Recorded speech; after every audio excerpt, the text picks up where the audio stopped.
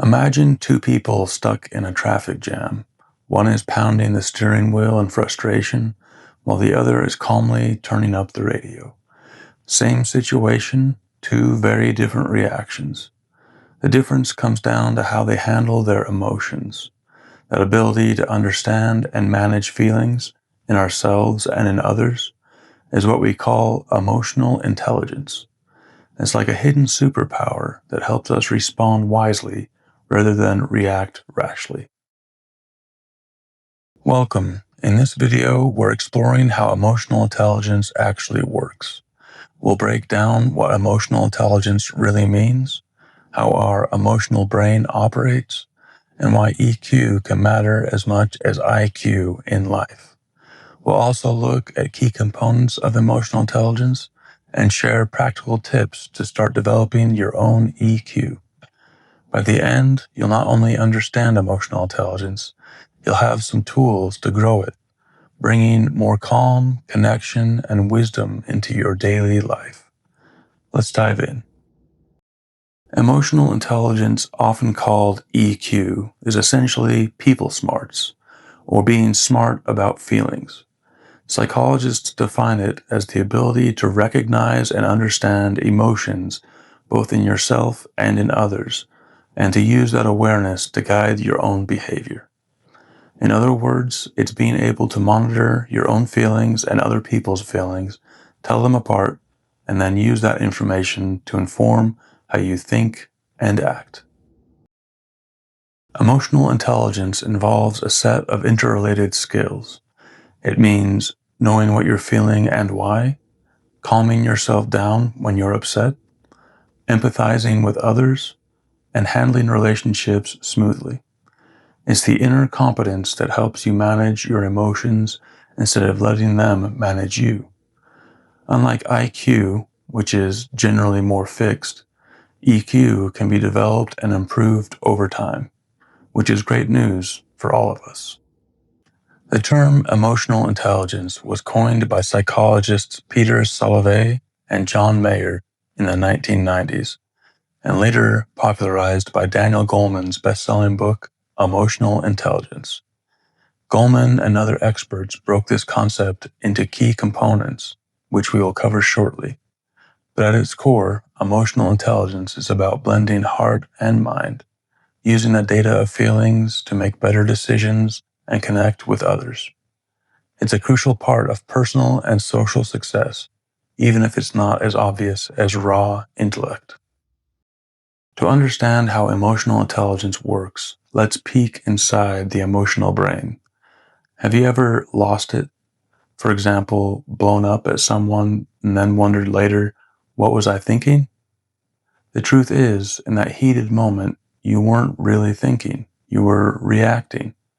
This is what psychologist Daniel Goleman famously calls an amygdala hijack. Deep in our brains sits the amygdala, the alarm center that triggers fight or flight responses. When we face a perceived threat or intense stress, sensory information races to the amygdala faster than to our rational brain. It's as if the emotional brain jumps into the driver's seat, flooding us with anger or fear before our logical mind can even grasp what's happening. That's why you might shout at someone or panic instantly, only to have your thinking brain catch up seconds later and say, oops. In an amygdala hijack, stress hormones like adrenaline surge, heart rate spikes, palms sweat, and we're primed to fight or flee. This response is great if there's a true danger, but in everyday life, it can backfire. Emotional intelligence is what helps prevent these hijacks from controlling us. By increasing our self-awareness and self-control, we give our rational brain a chance to step in, calm the amygdala's frenzy, and choose a better response. So practically speaking, how does emotional intelligence work in real time? It starts with noticing our emotional reactions as they bubble up. That tiny moment of awareness, I'm getting angry, or I feel hurt right now, gives us a mental pause button. Instead of being pushed around by the emotion, we can pause, take a breath, and engage our thinking mind. This is emotional intelligence in action, the ability to respond thoughtfully instead of just reacting impulsively. It's like a built-in circuit breaker for emotional surges. Now let's break down the key components of emotional intelligence. Psychologist Daniel Goleman's model outlines 5 main skills that make up EQ. Think of these as the pillars of emotional intelligence. Self-awareness, recognizing your own emotions and their effects. You know what you feel and why. For example, you might notice, I'm feeling anxious about this meeting because I care about the outcome. This awareness is the foundation of EQ. Self-regulation, managing your emotions so that they don't manage you. This is the ability to pause before reacting, to soothe yourself when you're upset, and to express feelings in a healthy way. Instead of yelling when you're annoyed, someone skilled in self-regulation might take a deep breath and speak calmly. Motivation or self-motivation, using your emotions to propel you forward in positive ways. This means being able to harness passion or frustration and channel it into achieving goals or self-improvement. For instance, rather than giving up after a setback, you use the disappointment as fuel to try again. Some models include motivation as part of self-regulation, but it's essentially about emotional drive and perseverance. Empathy or social awareness, recognizing and understanding the emotions of others. This is the skill of tuning into other people's feelings, reading tone of voice, facial expressions, or even what's not being said. Empathy lets you put yourself in someone else's shoes.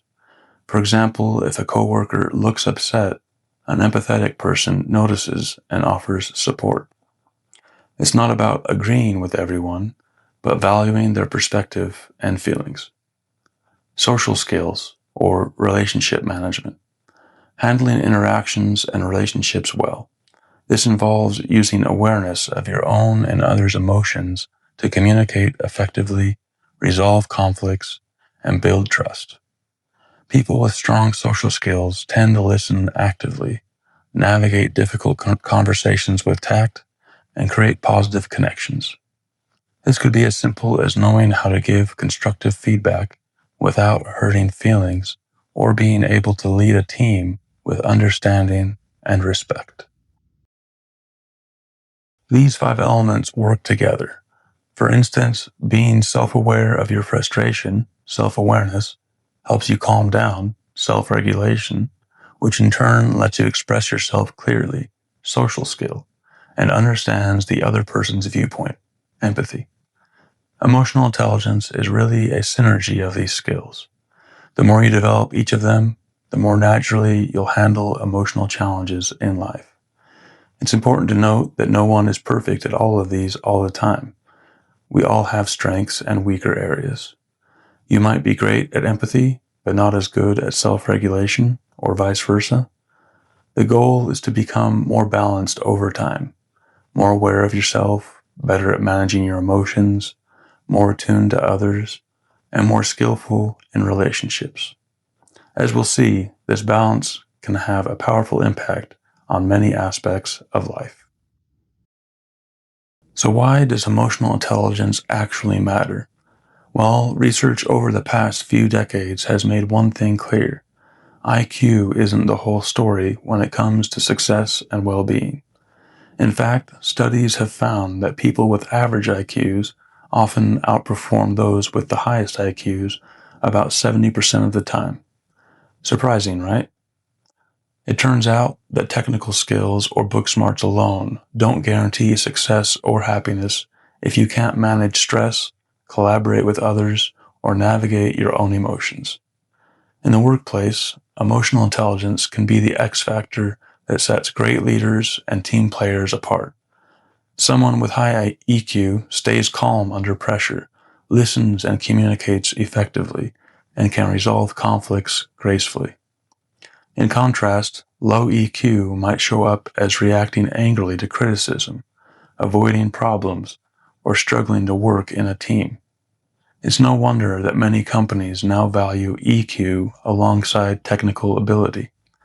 As one article noted, IQ accounts for only about 25% of career success. Emotional intelligence and other skills make up the rest. People who succeed aren't just smart, they work well with others and manage themselves well, too. Emotional intelligence also matters deeply in our personal lives and mental health. Higher EQ is linked to lower stress levels, greater happiness, and better overall well-being. Think about it. If you can recognize when you're getting overwhelmed and take steps to center yourself, you'll experience less chronic stress. If you can empathize and communicate in your relationships, you'll likely have stronger, healthier connections with others. Studies even show that people with higher emotional intelligence tend to cope better with challenges and have fewer anxiety or depressive symptoms on average. It helps us build resilience. In short, emotional intelligence helps you thrive. It's about managing your emotions instead of letting them manage you. It means you can handle tough moments with grace, connect with people from all walks of life, and bounce back from setbacks. Whether it's negotiating a work deadline without losing your cool, or supporting a friend through a hard time, EQ equips you to respond with wisdom and compassion. As Dr. Grace Tworek puts it, the higher your EQ, the more you're able to identify, manage, and even anticipate how you or someone else is feeling. In a very real sense, emotional intelligence turns emotions from a liability into an asset. The wonderful thing about emotional intelligence is that it can be learned and strengthened. Think of it like a muscle. It grows with practice. No matter where your EQ is today, you can take concrete steps to improve it. Let's discuss a few practical, science-backed strategies for building emotional intelligence in your everyday life. Number 1, cultivate self-awareness. You can't manage what you don't notice.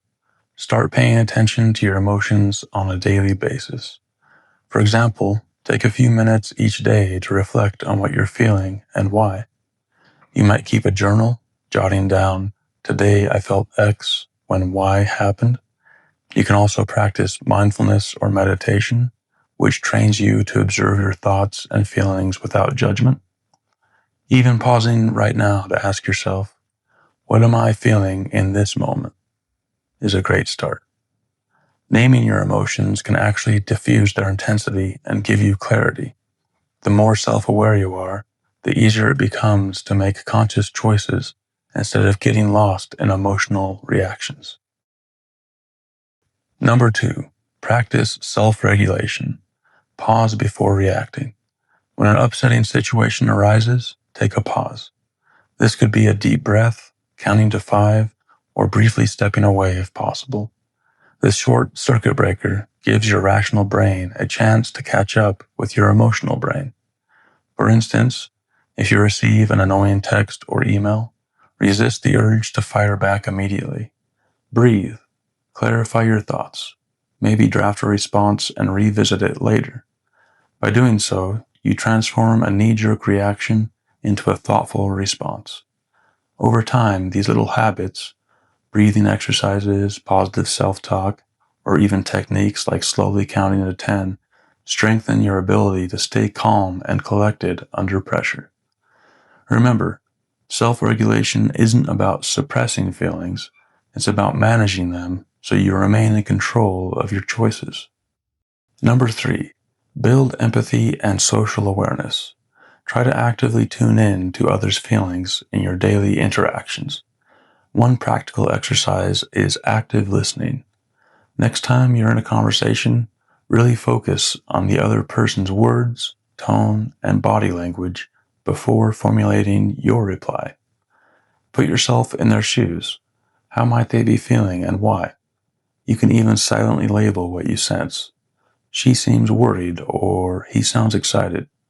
This habit strengthens your empathy muscle. Another surprisingly fun way to boost empathy is through stories. Read books or watch films with rich characters. Research suggests that reading literature with complex characters can improve your ability to understand others' emotions. Basically, expose yourself to different perspectives. Over time, you'll find it more natural to pick up on emotional cues and respond with compassion. Empathy often begins by simply noticing, so pay attention to the people around you and don't be afraid to ask how they feel. Number 4, ask for feedback and keep learning. Emotional intelligence grows with honest reflection, and sometimes others can see what we can't. Consider asking a trusted friend, family member, or colleague how you handle emotions or conflict. For example, "Hey, I'm working on being calmer. How do you think I did yesterday when we had that issue?" Be open to their perspective. You might learn that you came across as harsher or more patient than you realized.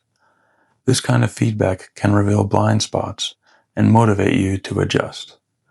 Additionally, seek out resources. There are many great books, courses, or even apps on emotional intelligence. Some people even use tools like an emotions wheel to better identify nuanced feelings. Remember, developing EQ is an ongoing journey. Every day gives new opportunities to practice, whether it's remaining patient in a long line or showing empathy to a friend in need. Finally, be patient and kind to yourself as you practice these skills. Changing how we react isn't always easy. You might still slip up and get angry or fail to listen sometimes. We all do. But over time, these small efforts at mindfulness, empathy, and reflection add up. Neuroscience shows that our brains can change thanks to neuroplasticity. So with practice, responding with emotional intelligence can become second nature. The key is consistency. Like building a muscle, a little workout every day yields progress. Let me give you a simple framework you can carry into daily life.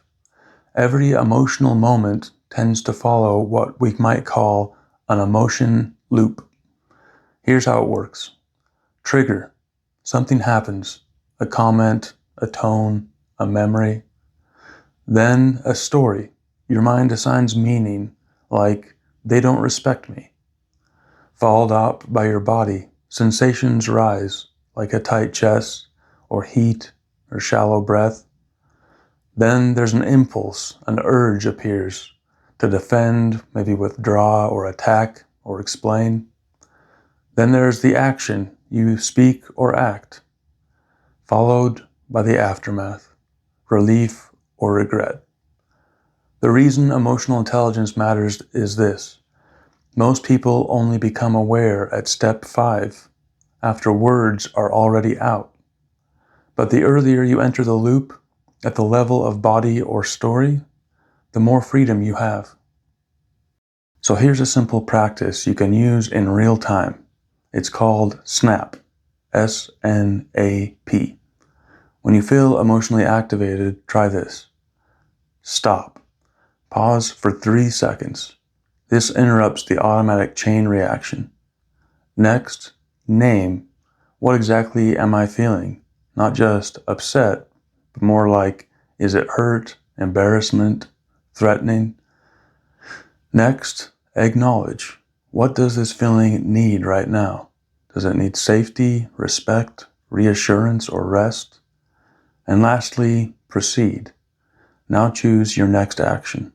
Not your fastest action, but your wisest one.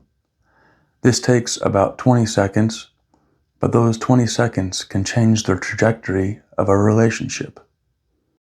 Emotional intelligence isn't about eliminating emotion, it's about learning how the loop works and gently stepping inside it. And the more often you practice S.N.A.P., the more that pause becomes natural. Eventually, what was once felt reactive begins to feel responsive. That's how emotional intelligence actually works. Not in theory, but in lived experience. As we wrap up, let's reflect on what we've covered. Emotional intelligence is the art of balancing heart and mind, recognizing feelings, regulating our reactions, empathizing with others, and handling relationships wisely. It's about responding instead of reacting and connecting with others on a deeper level. In a world that often feels divisive and stressed, emotional intelligence is a beacon of wisdom and compassion we can each cultivate. Maybe you recall a moment you wish you'd handled better, or a time you were proud of your calm. Emotional intelligence is a skill that made the difference, and you have the power to strengthen it from here.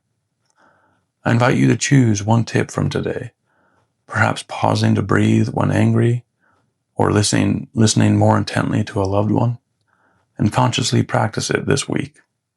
Notice what changes in your interactions or your stress levels. Every time you apply these ideas, you're literally retraining your brain to handle emotions more effectively. Remember, anyone could get angry or stressed. That's easy.